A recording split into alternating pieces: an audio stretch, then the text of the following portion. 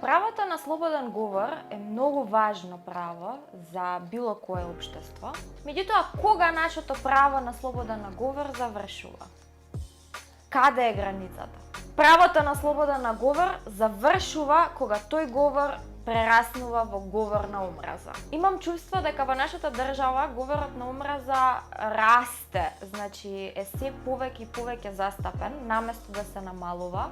И една од најголемите причини веројатно е неказнувањето на овој говор на омраза. И да, во нашата држава говорот на омраза е кривично дело и треба да се казни. Отворете било која социјална мрежа, на повеќето постови во коментари може да прочитате се и се што. Во последно време многу често отворам коментари затоа што ме интересира што мисли народот на одредената тема за која што се зборува во постот.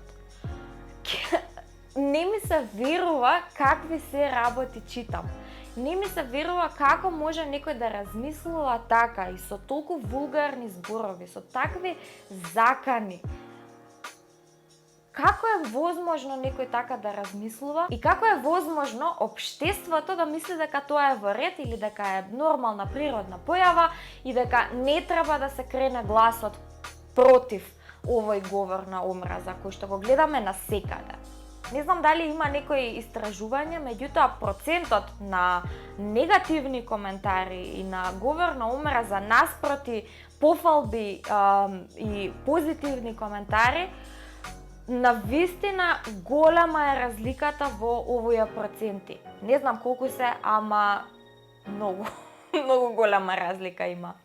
Некако многу полесно ни е да напишеме нешто негативно за некој или за нешто, отколку да дадеме некој позитивен збор. А особено мислам дека е многу важно да се даде и поддршка кога некој добива и таков говор на омраза, особено кога се работи за оние луѓе кои што се активисти и кои што се борат за правата на одредена група на луѓе.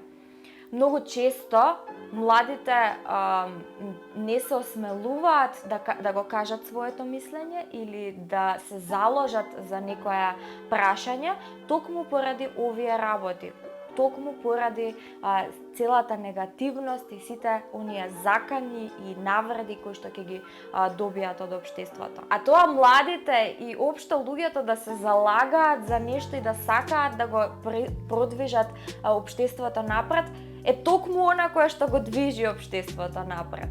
Многу е лесно да оставите негативен коментар или закана кога се наоѓате позади тастатура и се наоѓате можеби позади анонимен профил. Наспроти тоа, многу е потешко да ги видите убавите работи кај луѓето, да ги пофалите позитивните квалитети на луѓето. Во ова видео би сакала да ве охрабрам и можеби да започнеме некое движење, позитивно движење, каде што кога ќе видите дека некој добива говор на омраза и дека добива навреди и закани, одвојте 2 минути од вашиот живот, од вашиот ден и наместо такви негативни коментари, возвратете со позитивно. Не влегувајте во кавги и во дискусии со оној кој што го напишал тоа негативното. Наместо тоа оставете некој позитивен коментар и дадете некаква поддршка на човекот кој што ги добива тие закани или тие негативни коментари.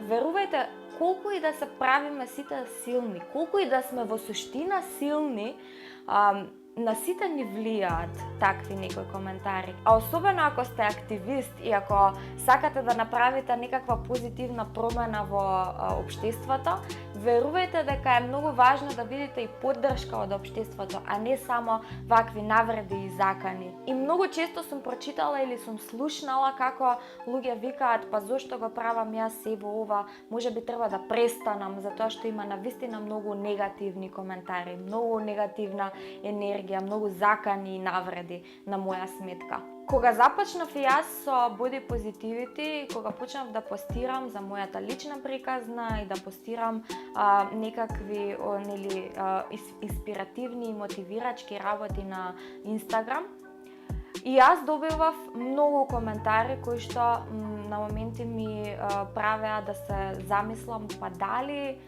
треба да продолжам да го правам ова. Меѓутоа, во тој период и до ден денеска има навистина луѓе кои што на кои што им значи тоа што го правам и значи го поддржуваат и ми даваат охрабрување.